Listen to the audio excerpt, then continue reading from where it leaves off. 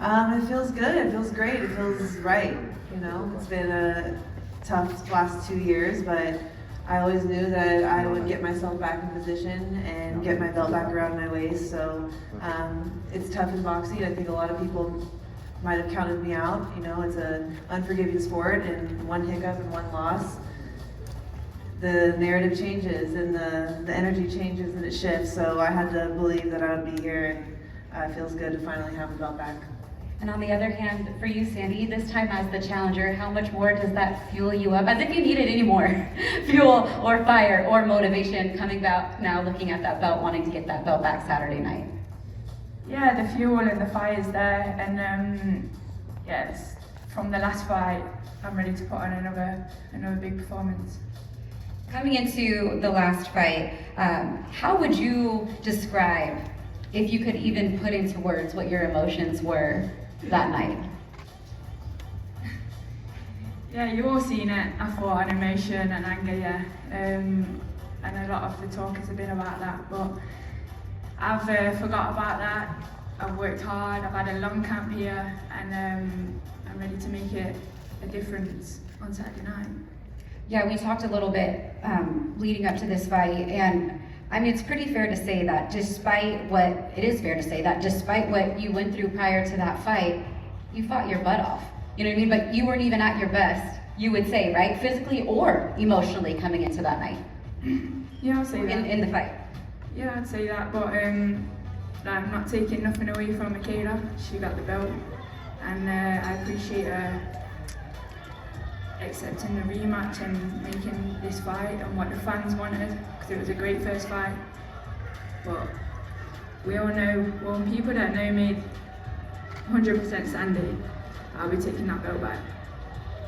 What do you think it says about Sandy Ryan, the fact that you were able to go through that adversity, deal with what you dealt with paint being thrown on you prior to getting to the venue, having to deal with a disruption in the locker room? Like, what do you think that says about you, Sandy, that you were still able to come into the ring that night and fight the way that you did, and the fight was as close as it was? What does that say about Sandy Ryan?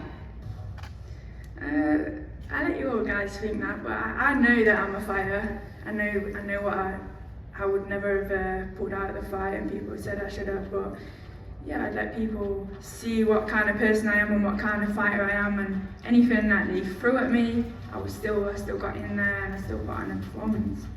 And that's one thing, Mikaela, that even in after the aftermath of the last fight and the build up to this, you have given her props for, like, look, she could have walked away and did what her team told her to do.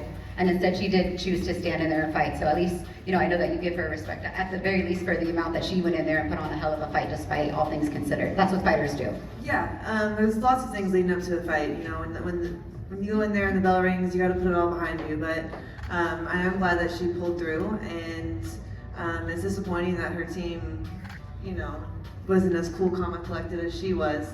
You know, because your team is supposed to hold you down and keep your mind right. So that was unfortunate, but you know, she showed up and she gave the fans a good fight. So you gotta give her props for that. I mean, it does kind of, I don't want to say messes with you a little bit, but you're hearing the very same thing that she's hearing about what happened, and you're saying, I hope she doesn't pull out of the fight. Like, it's not to be dismissed, you know, you having to overcome some, you know, adversity too, in the sense of not knowing what's going to happen minute to minute leading up to a ring walk of a fight. I mean, I didn't really her pulling out of the fight didn't even cross my mind, like, because that's never something that I would do, but... Even though her coaches... Then I started seeing how her coaches were reacting, and then the rumor that she was potentially talking about pulling out of the fight. And then I started, you know, and then ESPN comes around, and apparently I'm the culprit, I'm the one who did it. So it kind of all just happened really fast, but it didn't happen to me, so I was fine. Mikaela's been very vocal about, you know, the way that the team handled the incident in the locker room or whatnot. Some changes have been made to your team since then. A few new faces actually in the corner, with adding your brother to the corner, right? And also, who was a professional fighter in his own right, Dave Rocky Ryan, and then Kay Karoma. What led to the decision to put some new voices, not in your life, and they've always been in your corner per se, but actually physically come fight night? It was always, that's always the corner that I'll come over to America to have, to be honest. But yes, there we go. Some truth, honesty. We knew that. There you go. We'll see you Saturday night anyway. Kay and my brother in my corner. It's nice. What do you feel like looking back? Have you watched the fight? How many times have you watched back the first fight? Twice. Twice. Yeah. You probably watched it back, what, 20? Coach Al's probably watched it 100 100 times. Yeah. But in what you saw, what you needed to see with your brother, with Coach K, what can you take away from that fight that you need to improve on? Because I did hear you say coming into this rematch, you feel like you're going to knock her out. Just go into it being me and with no distractions and level-headed and calm. And that's how I'm approaching this whole fight week and fight night.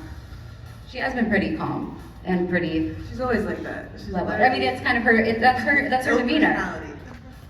That's what she always loves it.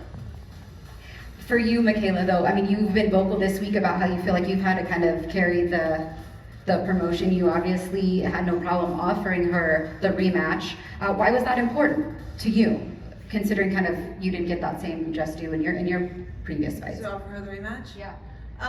Well, you know, it wasn't like, oh, let me be nice to Sandy and give her the rematch. Like, it wasn't like that.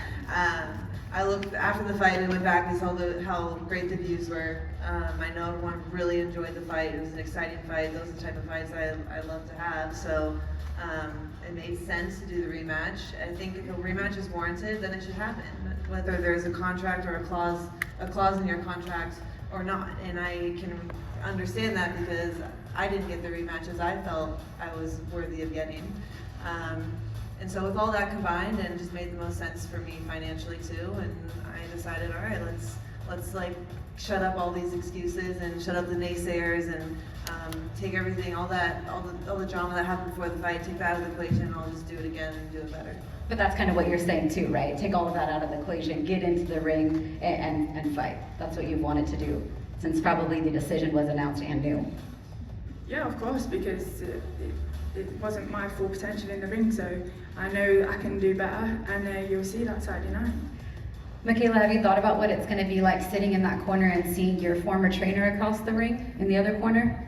It doesn't bother me. Listen, he was always in her corner. He may not have been there physically that night. You know, when he needed her, he wasn't in her corner, but he was in her corner behind the scenes, in the camp, in the build-up.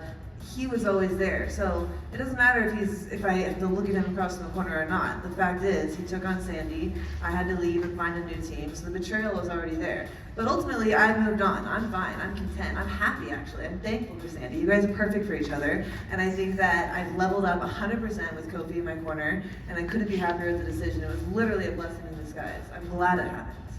So she's had a couple camps now with Kay, whether it's been in the forefront or not. You too, right? With Kofi, jumped to it now. It's 2 full fight camps together with Coach Al and Kofi. How much stronger do you feel now, filling out at welterweight officially and having 2 back-to-back solid training camps with your new team? Yeah, I really feel great. I feel better than ever. And I think maybe people think at this stage in your career, it's hard to make that much of a jump and really develop or change all that much. But I really do feel like I'm better than ever. I'm stronger and I'm healthy at this welterweight. I'm not really cutting weight, and all my little tweaks and injuries went away, and I've been able to put on muscle.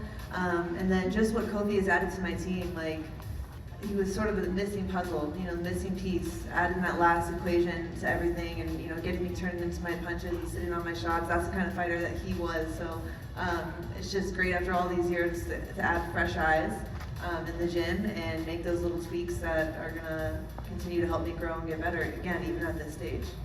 Sandy has said that she feels like in this rematch that she's gonna stop you. What's your response to that?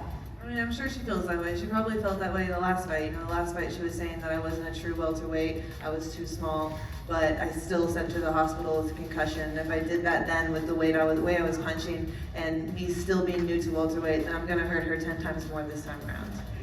Do you want to set that record straight for what she's saying about what transpired after the fight? More like a precautionary thing? Or did you feel like her power and everything, that it was a smart thing to do, was to go to the hospital? She claims that, you were concussed after the fight. Is that so? I mean, I've never ran to the bathroom and started throwing up after a fight. That's usually a sign that you're severely concussed. Well, as what happened to me before a fight ever happened to you. 3 hours before a fight. So 3 hours later, you're suddenly throwing up Let's and just getting stop a little talking pain about on it. your leg. Next question. What do you need to do differently to walk away with that belt Saturday night? I just need to be myself, and I need to be calm and collected, and I'll get the job done. Before we go, I know we did talk a lot about the past and what needs to happen, but I don't want to take away from the fact that it was a spectacular fight in the ring. Looking back at the scorecards, the judges only agreed on 2 of the rounds that they scored unanimously. The other 8 rounds, the judges, had different winners vote rounds. So that just lends itself to how competitive the first fight was, how skilled you 2 were in the ring, the kind of show that you guys put on. I just want to mention, as we wrap up Women's History Month here in March, this is the last fight night. 2 women are headlining for March Women's History Month. You guys had set the record for the last 20 years for female main event ESPN, the most watched.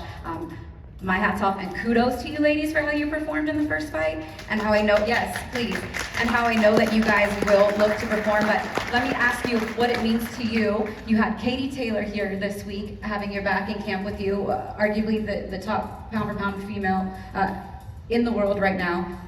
You've had young girls coming into the gym, watching you train, you've inspired them. Like, can you kind of tell me what that means to you, all that now headlining once again?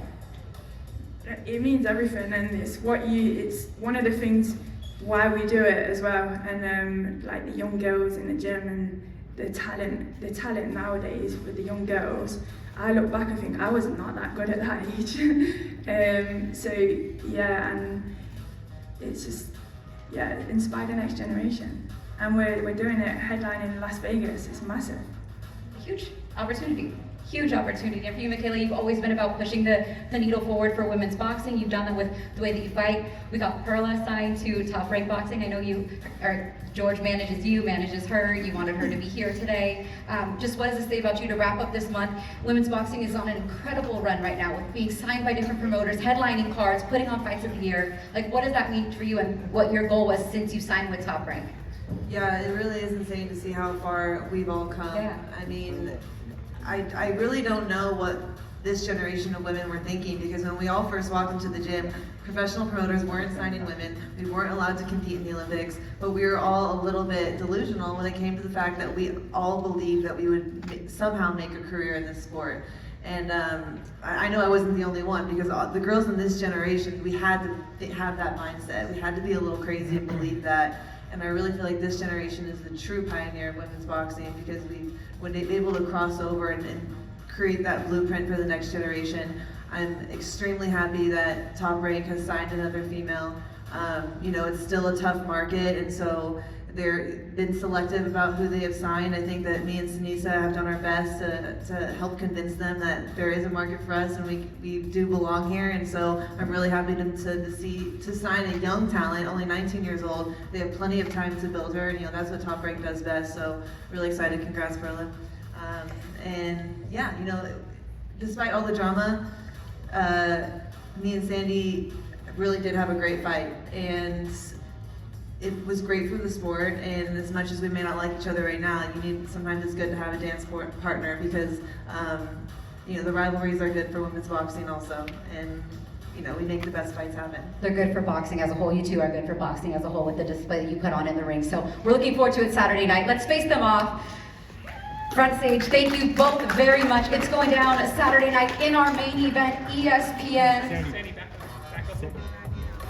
Got the belt. Yep, let me move out of the way here, you ladies. Mikaela, right there. Come this way, guys. Mikaela, back up. Right where Sandy's at, yep.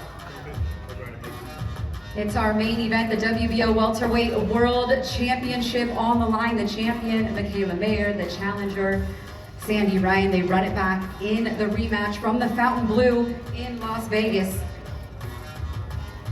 Tickets are still available.